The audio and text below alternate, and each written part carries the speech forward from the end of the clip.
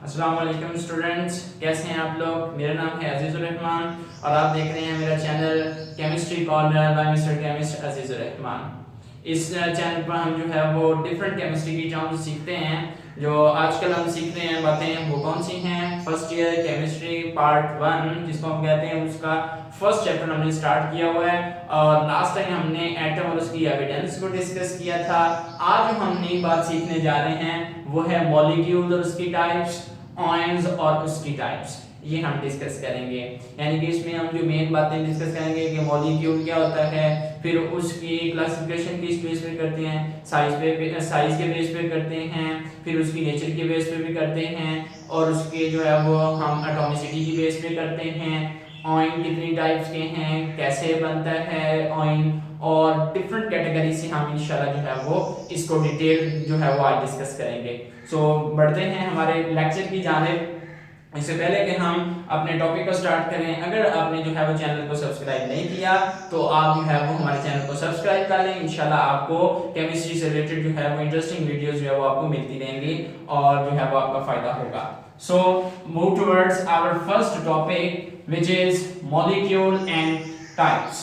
So first of all जो question arise होता है, जो हमारे ज़हन में आता है कि व्हाट इज अ मॉलिक्यूल, कि मॉलिक्यूल है क्या।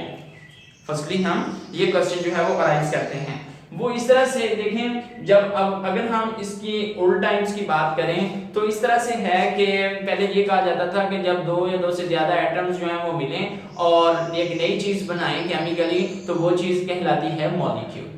लेकिन अब जो हम मॉडर्न वे में इसको डिफाइन करते हैं, हम कहते हैं the smallest particle, the part of the pure substance which can exist independently. यहाँ पे अब हम ये नहीं कह रहे कि ये इतने मिले या उतने ना मिले, हम क्या कह रहे हैं कि जो मैटर है उसका स्मॉलेस्ट पार्टिकल जो है जिसके बारे में श्योर है कि वो एग्जिस्ट करेगा, the smallest particle of the of the matter of the pure substance which can exist independently is called molecule। अब यहां से नेक्स्ट जो हमने करना है वो ये कि क्लासिफिकेशन क्या है इसकी। क्लासिफिकेशन इसकी हम तीन तरीकों से करते हैं। फर्स्ट ऑफ ऑल जो इसका क्राइटेरिया हम रखेंगे वो है on the basis of nature wise देखेंगे कि नेचर के लिहाज से कितनी जो है इसकी टाइप्स बनती हैं। दूसरी हमने देखनी है कि on the basis of atomicity के लिहाज से इसकी क्या क्लासिफिकेशन है। और जो तीसरी इसकी क्लासिफिकेशन हम करते हैं वो on the basis of size करते हैं। वो साइज के लिहाज से हम बताते हैं कि मॉलिक्यूल जो है वो कितनी टाइप्स के होते हैं। So first of all move towards the first category on the basis of nature। Nature wise अगर हम क्लासिफिकेशन करें तो मॉलिक्यूल दो तरह के होते हैं nature wise, number 1 and number 2। Number 1 है होमोएटॉमिक एंड नंबर 2 इज हेटेरोएटॉमिक। होमो का मतलब होता है सेम, एक जैसा। अब यहां से हम क्या बात करेंगे कि those molecules in which the combining atoms have same nuclei, यानी कि मिलने वाले दोनों एटम्स सेम हैं, तो वो हमारे पास क्या कौन सी कैटेगरी कहलाएंगी, होमोएटॉमिक। फॉर एग्जांपल अगर हम इसकी एग्जांपल दें H2 N2, फिर आ जाएगा P4 S8 O2 O3 वगैरह। All these examples are included in the homoatomic molecules। Okay? अब आप देख सकते हो, गौर करें इन तमाम में आप जब अंडरस्टैंड करें कि सारे के सारे जितने भी हमने यहाँ पे 2 लिखे, यहाँ पे 4 है, यहाँ पे 8 है, यहाँ पे 3 है, ये सारे के सारे क्या आ जाते हैं, ये सारे एक जैसे मिले हुए हैं। इसमें ऑक्सीजन है तो सारे ऑक्सीजन, इसमें सल्फर है तो 8 के 8 सल्फर है।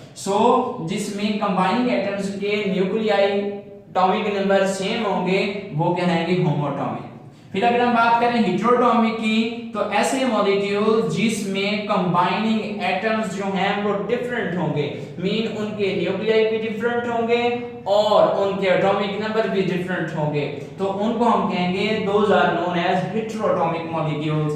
For example CO2, for example NH3, for example CH4, H2SO4 वगैरह। अब आप देखें इसमें मिलने वाले जितने भी एटम्स हैं वो डिफरेंट एटम्स जो हैं वो आपस में कंबाइन हुए हैं और कंबाइन होने के बाद उन्होंने हमें एक रिजल्टिंग मॉलिक्यूल दिया है जो कि कहला रहे हैं हेटेरो। हेटेरो का मतलब होता है डिफरेंट, होमो का मतलब होता है same. So on the basis of nature molecules are classified into two types, homoatomic और हेटेरोटॉमिक। ठीक है, यानी कि इसको हम ना दूसरी टर्म में होमोन्यूक्लियर भी बोल लेते हैं और इसको हम हेटेरोन्यूक्लियर भी बोल लेते हैं, ये दूसरा इनका नाम है।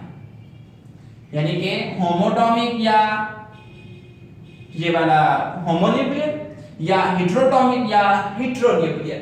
तो आप इसमें देख लें, आप न्यूक्लियर के लिहाज से देख लें वो सेम है, तो वो होमोन्यूक्लियर या होमोटॉमिक, और जो हमारे पास हेटेरोटॉमिक है या हेटेरोन्यूक्लियर है तो उनमें ये डिफरेंट आ रहे हैं। दूसरी जो क्लासिफिकेशन है वो है on the basis of atomicity. Atomicity first of all क्या होती है, number of atoms in a molecule.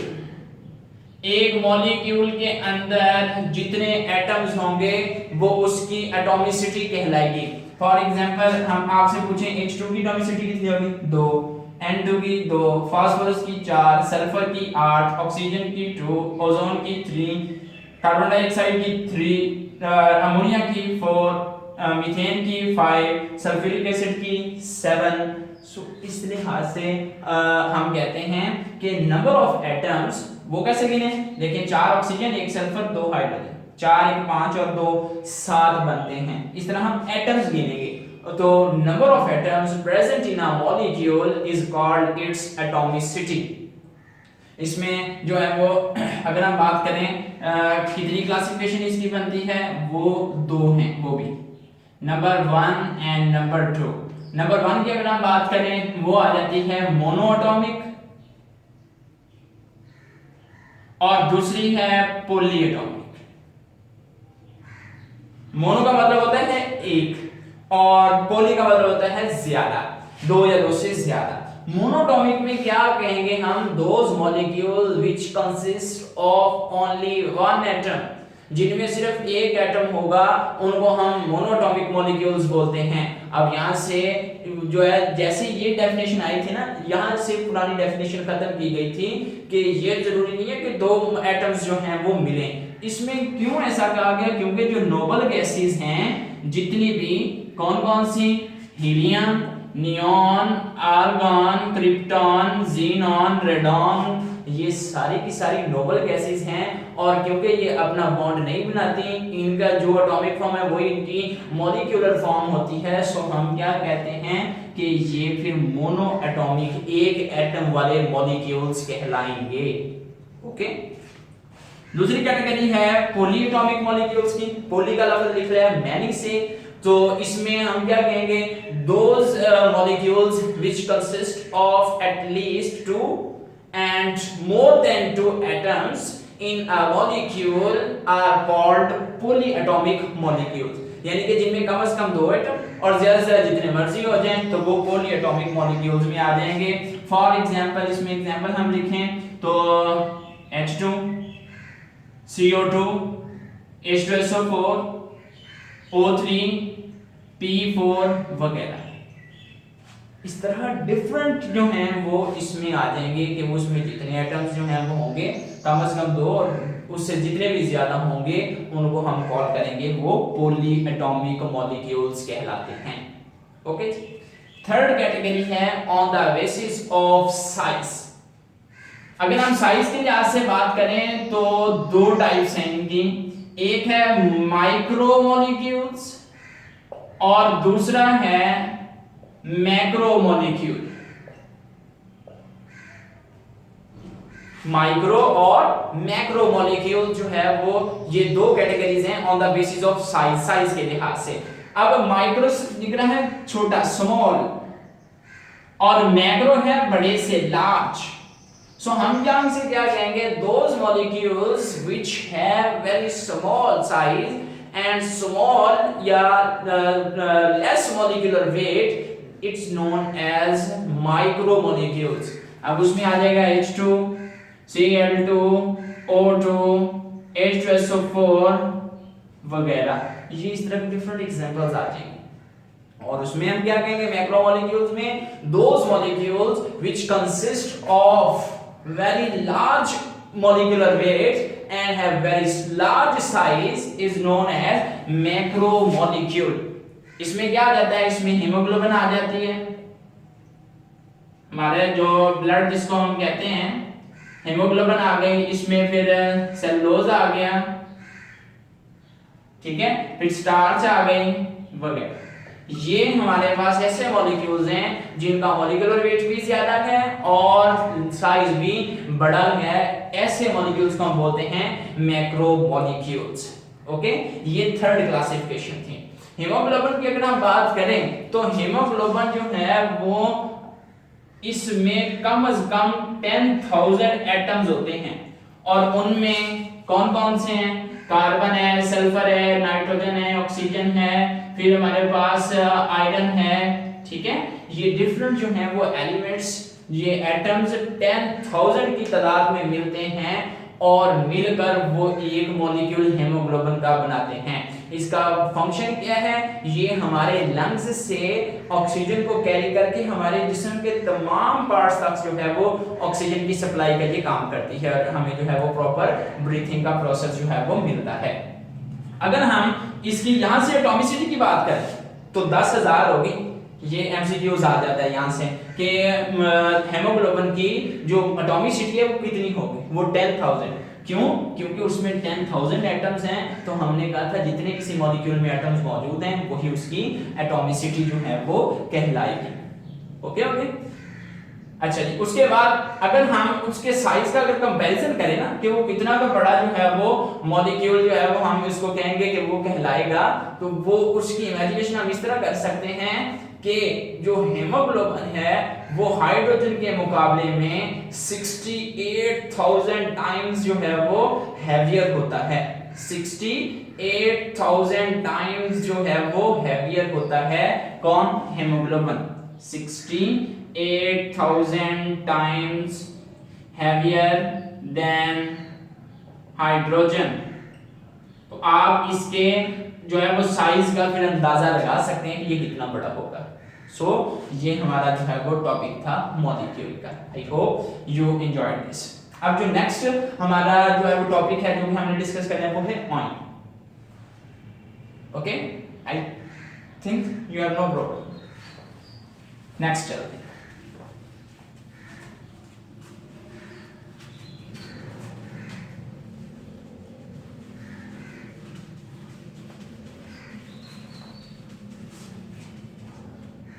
Next जो हमारा टॉपिक है बेटा वो है oil and its types. First of all यहां से भी क्वेश्चन जो हमारे पास जेन में आता है कि व्हाट इज एन ऑयल, कि एक ऑयल जो है वो क्या होता है। तो आंसर यहां से हम देंगे आयंस आर दो species which carry either positive or negative charge, ठीक है, carry positive and negative charge, इसको हम कहेंगे कि वो क्या है, वो ऑयल कहलाता है, जिसमें पॉजिटिव चार्ज भी हो सकता है, नेगेटिव चार्ज भी हो सकता है। अब इसका मतलब यहां से हमारे पास जो इसकी क्लासिफिकेशन आती है वो हमें समझ में आ जाती है कि फिर इसकी क्लासिफिकेशन भी कितनी है, दो हैं। वो कौन कौन सी? एक हमारे पास होता है कैटाइन और दूसरा होता है हमारे पास एनाइन। ओके, पहला है कैटाइन और दूसरा है एनाइन, यानी कि हमारे पास आयन की दो टाइप्स है, दो क्लासिफिकेशन हैं। अब कैटाइन कैसे बने? लेकिन जब भी न्यूट्रल एटम जो है एक न्यूट्रल एटम अपने वैलेंस शेल में से एक या इससे ज्यादा इलेक्ट्रॉन लॉस करता है तो उसके ऊपर चार्ज आता है पॉजिटिव। यानी कि हम यहां पे क्या कहेंगे, लॉस ऑफ इलेक्ट्रॉन, तो चार्ज क्या आता है उसके ऊपर, पॉजिटिव आता है, जहां से हम उसका नाम रखते हैं कि वो क्या है, कैटाइन है। वो कब, देखें फॉर एग्जांपल हमारे पास एक फर्जी एटम था ए, उसने इलेक्ट्रॉन लॉस किया, उसके ऊपर चार्ज आ गया पॉजिटिव।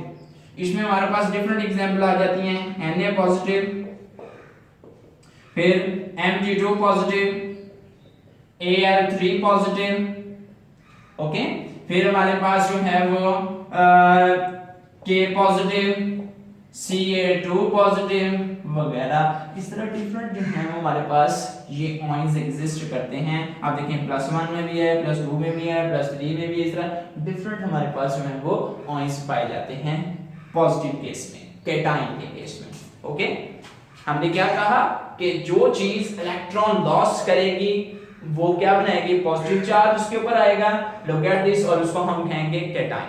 अब यहां से आपने जो बात याद रखी है वो ये है कि हमेशा यहां से इलेक्ट्रॉन निकालने के लिए एनर्जी रिक्वायर होती है। ओके, एनर्जी रिक्वायर होती है हमें, तो ऐसा प्रोसेस जिसमें एनर्जी रिक्वायर्ड है, मीन एनर्जी एब्जॉर्ब हो रही है, तो वो कहलाता है एंडोथर्मिक। ओके, ये फिर इसका मतलब क्या हुआ, कैटाइन फॉर्मेशन, या पहला जो हमारे पास पॉजिटिव आयन बन रहा है उसके लिए एनर्जी रिक्वायर है। अगर एनर्जी रिक्वायर है तो फिर हम क्या कहेंगे कि वो एंडोथर्मिक है। Formation of positive ion is an endothermic process. Next अगर हम बात करें एनाइन की, एनाइन होता है gain of electrons. Electron gain जब कोई न्यूट्रल एटम जो है वो करता है तो उसके ऊपर जो चार्ज आता है वो आता है नेगेटिव। अब इसके ऊपर जैसे चार्ज नेगेटिव आता है तो उसका नाम होता है एनाइन। फॉर एग्जांपल हमारे पास एक जर्नल हम लेते हैं कि ये एक एटम था, उसने इलेक्ट्रॉन गेन किया और उसके ऊपर चार्ज जो है वो नेगेटिव आ गया है। ठीक है, अब यहां से हम अगर बात करें तो for example Cl negative, Br negative, F negative, S2 negative वगैरह ये आयंस एग्जिस्ट करते हैं जो कि एनाइंस हैं। अब यहां से आपने जो बात याद रखनी है कि कम से कम एक इलेक्ट्रॉन की बात कर रहे हैं कि यहां से इलेक्ट्रॉन जो है वो एक उसने गेन किया तो एनर्जी रिलीज होगी, और इससे अगर वो ज्यादा करेगा तो एनर्जी अब्सॉर्ब हो जाती है।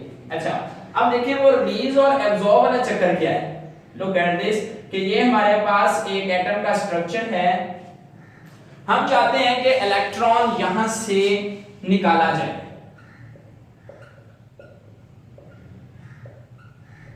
फर्ज किया कि ये हमारे पास एक वैलेंस शेल में एक इलेक्ट्रॉन पड़े, हम उसको निकालना चाह रहे हैं।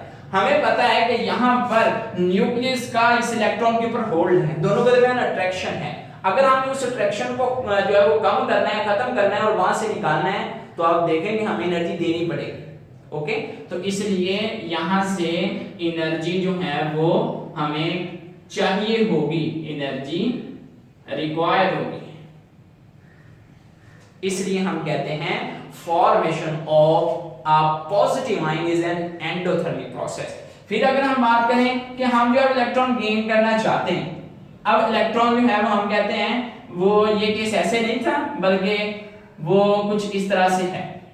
अब इसको रेज कर लें कि वैलेंस शेल में एक खाली जगह पड़ी हुई है, पार्ट पूरे करने के लिए, ऑब्जेक्ट पूरा करने के लिए एक इलेक्ट्रॉन गेन करना चाह रहे हैं। अब वो इलेक्ट्रॉन जैसे गेन होगा, मीन वो क्या होगा, यहां पे इलेक्ट्रॉन पड़ा हुआ है तो ये इस अट्रैक्शन में जो है वो जगह बनाने के लिए और वो अपनी एनर्जी, क्योंकि हाई लेवल से लो लेवल की तरफ आ रहा है, बोहर के एटॉमिक मॉडल की हम यहां से बात करते हैं कि उसने कहा था कि जैसे इलेक्ट्रॉन हाई लेवल से लोअर में आएगा तो एनर्जी रिलीज करेगा और लोअर साइड में जाएगा तो एनर्जी एब्जॉर्ब करेगा। तो जैसे इलेक्ट्रॉन यहाँ पे आएगा उसने एनर्जी एमिट करनी है, रिलीज करनी है, क्योंकि रिपल्शन भी होती है इलेक्ट्रॉन की, और वो हमारे पास फिर जो चार्ज बनता है वो नेगेटिव होता है और उसका नाम होता है एनायन। तो यहाँ से फिर आ गया फॉर्मेशन ऑफ यूनिनेगेटिव आयन। ये क्वेश्चन बड़ा इंपॉर्टेंट है। Uninegative ion is an exothermic process, यानी कि जिसके ऊपर एक नेगेटिव चार्ज हमें आयन के ऊपर चाहिए, वो बनाने के लिए एनर्जी रिलीज होती है, इसलिए हम उसको एक्सोथर्मिक बोलते हैं। लेकिन जैसे इलेक्ट्रॉन दूसरा ऐड किया जाता है, तो क्योंकि जो नेगेटिव चार्ज उसके ऊपर एक पहले आया था वो आने वाले दूसरे इलेक्ट्रॉन को रिपेल करता है, ऐड नहीं होने देता, इसलिए एनर्जी एब्जॉर्ब होती है, रिक्वायर होती है, देना पड़ती है ताकि दूसरा इलेक्ट्रॉन उसमें ऐड किया जा सके। इसलिए फॉर्मेशन ऑफ डाई और tri negative ion is an endothermic process. Okay, formation of di और tri negative ion is an endothermic process. तो वो एंडोथर्मिक कहलाएगा क्योंकि उसमें एनर्जी हमें जो है वो देना पड़ती है। तो ये अब यहां से हमारे पास के क्या कैटाइन ग्रुप्स की फॉर्म में भी होते हैं। Yes, for example NH4 positive. क्या एनाइन भी होते हैं? Yes, CO3 2 negative, SO4 2 negative, PO4 3 negative, ठीक है, और Cr2O7 2 नेगेटिव। इस तरह यानी कि एनाइंस भी ग्रुप्स की फॉर्म में पाए जाते हैं और कैटाइन भी ग्रुप्स की फॉर्म में पाए जाते हैं। ये नेचुरली हैं, ये सिंथेटिक हैं, ये ग्रुप की फॉर्म में जो बनाए जाते हैं, इसलिए इनकी अबंडेंस ज्यादा है और इनकी अबंडेंस जो है वो कम है। ये कम पाए जाते हैं नेचर में और ये ज्यादा पाए जाते हैं। दैट्स ऑल अबाउट हमारा आज का जो लेक्चर था मॉलिक्यूल का और आयन का। मुझे उम्मीद है कि इंशाल्लाह आपको जो है वो समझ आई होगी। और अगर आपको मेरे बेटा कोई भी प्रॉब्लम है, कोई भी कंफ्यूजन है, फेसबुक के थ्रू आप मुझसे रब्ता कर सकते हैं अजीजुर रहमान के नाम से आईडी। मेरा चैनल है chemistry corner by mister chemist Azizur Rahman, आप वहां पे कमेंट करके पूछ सकते हैं। और तीसरा जो मैंने व्हाट्सएप कॉन्टैक्ट दिया हुआ है उस पर आप मेरे से रब्ता कर सकते हैं और कोई भी प्रॉब्लम हो आप मेरे से बिला झिझक जो है वो पूछ सकते हैं। और वीडियो पसंद आए तो इसको शेयर भी कीजिएगा और अगर आपने अभी तक सब्सक्राइब नहीं किया चैनल को तो सब्सक्राइब भी कर लीजिएगा। जज़ाकल्लाह, अल्लाह हाफिज, अस्सलाम वालेकुम।